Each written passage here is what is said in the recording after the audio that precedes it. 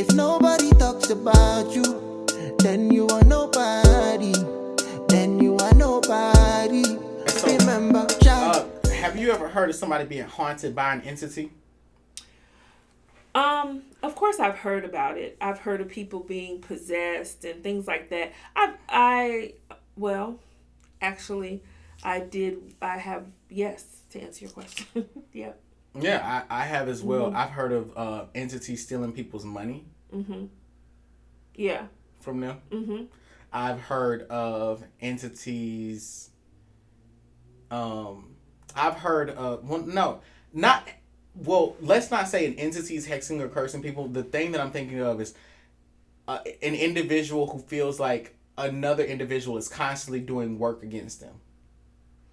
Okay, so... And they feel like they're being haunted by a crazed ex-lover. So we're not talking about like a possession. Being possessed by a spirit. We're talking about actually someone being hurt, hexed or cursed. Hexed, cursed, okay. Yeah.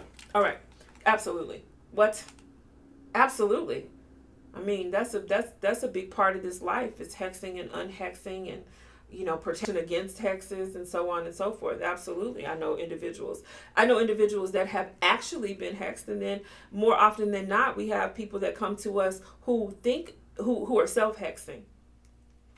I dated someone who was hexed by someone that he had dated. Mm-hmm. Because of the things that she had spoken over this individual's life. And then I had to undo a lot of that so that they could see themselves a hell of a lot more clearly. Mm-hmm. Because that person had internalized so many of those messages that eventually their resistance barriers had been broken down to where it was like, hey, they believed they were self-hexing themselves by repeating the things that they heard. Mm-hmm. Mm-hmm. But what is this about possessions, though? Well, I mean... possessions can take many forms, and I'm just going to go with, in my tradition in Ifa, there are actually instances where one would hope to be possessed, where there are rituals and ceremonies that take place, and you would hope that the Orisha, the spirit of the Orisha, would enter you, and you can, work with that energy and personify that energy if but for a moment. So it is possible to have your physical form, I guess, be so heavily influenced by an energy that you are no longer acting on your own. Well, I have experienced a full-on, partial possession where my ass was dancing a monkey in goddamn Haiti. I'll show you the video. Mm-hmm. I don't know if I showed it to you, but Barone possessed me. And I did not know it was Barone, and I was popping dick everywhere, and I did show. Mm-hmm. I did not know that I was possessed. Mm-hmm. I thought I was just stumbling. I was going in of it. I mean, I'll be into it and then out of it, and it's like I'm aware. It's like shit, I'm winding, and next thing I know, I'm like passed out, and then I'm winding again. I'm passed out, winding again, and passed out, and so possession, popping that coochie, spreading it low and sharing it wide. But possession is definitely a goal, mm-hmm. to be possessed by the deity so that it can live through you, absolutely. Celebrate itself, be venerated by other people, experience life, and then leave particles of its essence, mm-hmm. for other people to consume and to use. Mm-hmm. However, I've met people that I'm like, you got some shit in you. You got a sex demon. You're addicted to sex. You're addicted to alcohol. You are addicted to eating, addicted to self-deprecation, mm-hmm. addicted to being delusional, addicted to this man. Mm-hmm. Addiction is definitely a spirit, I believe. I wish we could name it. It has a name. More on that later. Tune in to another show where we talk about the addiction spirit. Yeah. Okay. But yeah, possession is definitely a goal, but there are different types of possession. The possessions that require an exorcism or a cleansing are not the ones that it's not we are glorifying. Yeah. It's not the same. Those are not the goals. Mm-hmm.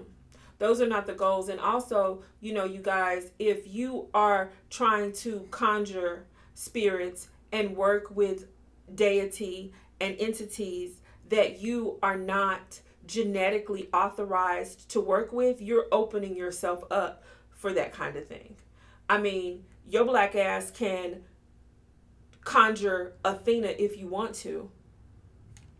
But there's so many steps between here and there, and so many gatekeepers, and eons of history and DNA that stand between you and that energy that is Athena. Good luck tapping in.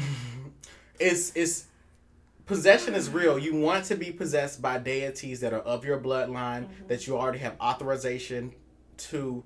They giving you credit. It is of you. Yeah. And in your DNA are markers for these experiences. In your DNA are markers, and it's like a phone number.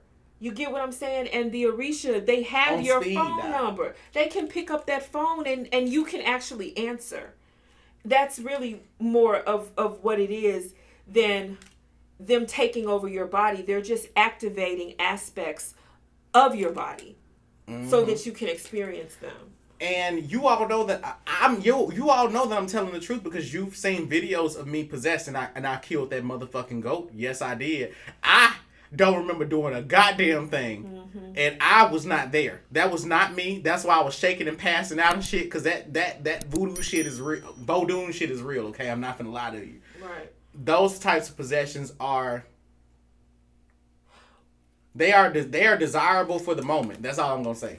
Well, what about like it happened in the last video where I'm talking and then all of a sudden I hear 3 oranges with 11 cloves in each one?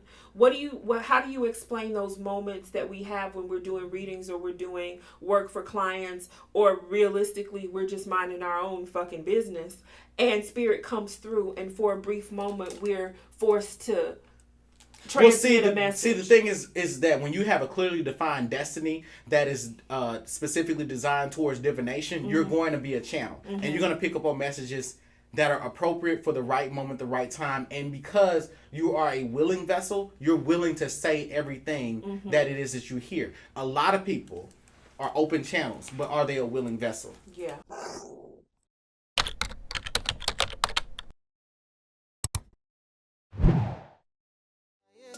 If nobody talks about you, then you are nobody.